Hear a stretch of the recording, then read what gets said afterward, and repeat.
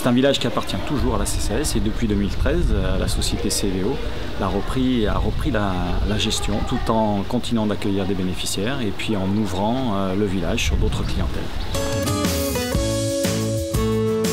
C'est une convention, donc il n'y a pas grand changement.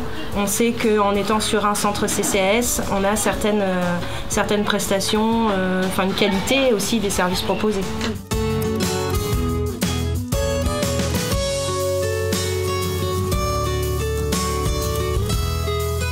Sur le site, on a 91 logements en dur, donc ce sont des appartements de 4, 6 et 8 personnes.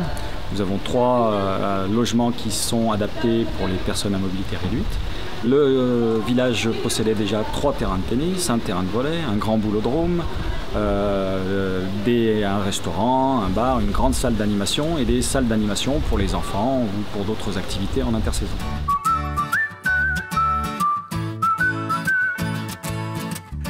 Alors le partenariat entre la CCAS et CVO, c'est-à-dire que nous louons le site pour 20 ans.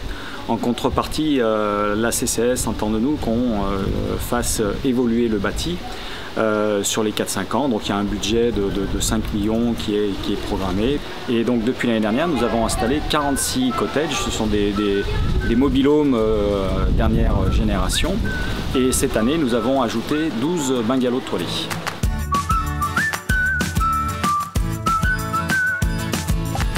Depuis l'année dernière aussi, nous avons installé une piscine et un aquatoon.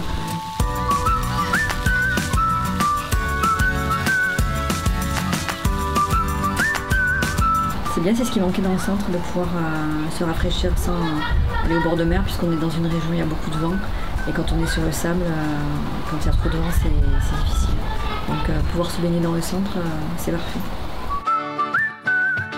Et ensuite, il y aura une deuxième phase qui va concerner les espaces communs et puis une troisième phase qui va concerner les logements, donc les 91 gîtes aussi qui subiront un lifting parce que même s'ils sont toujours en bon état, ils sont quand même marqués de leurs années de construction.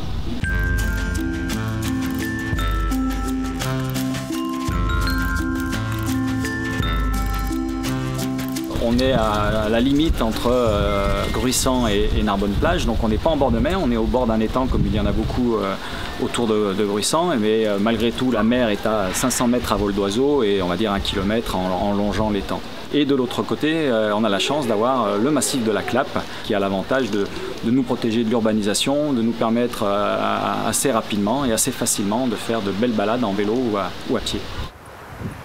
Par rapport aux alentours, il y a plein de choses à faire, comme aujourd'hui on est sur Carcassonne, Narbonne, il y a plein de choses à voir aussi, Gruissant, c'est quand même vivant, sympa. Globalement, ce sont des centres qui sont bien conçus, bien pensés, avec ce qu'on peut attendre en tant que jeunes parents aussi, quoi. Je conseillerais ce centre à d'autres bénéficiaires parce qu'on peut allier la baignade, la balade, la petite rando.